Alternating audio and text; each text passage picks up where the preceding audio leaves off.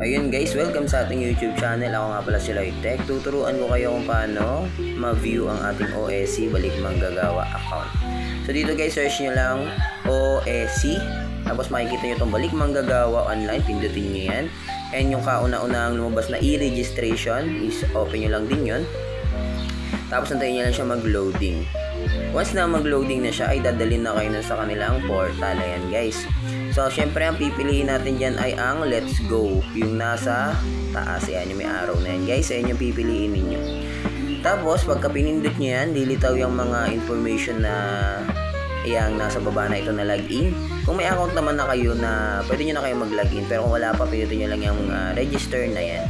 So, syempre may account na ako kaya ilalagin lang natin yun guys. Balikan ko kayo saglit.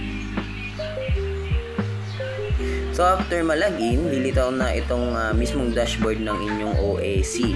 So ngayon, para makita natin ang ating Balik Manggagawa OSC na certificate, sa bandang right side may makikita kayo dyan na may links. Ayan, i-zoom natin yan guys.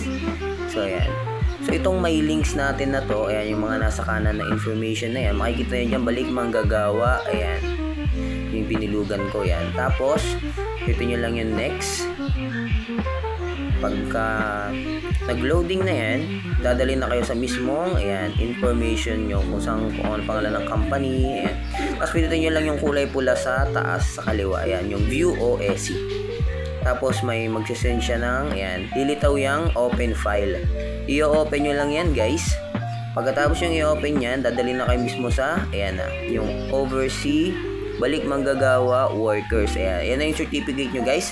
Pwede nyo na i-print yan. Ayan.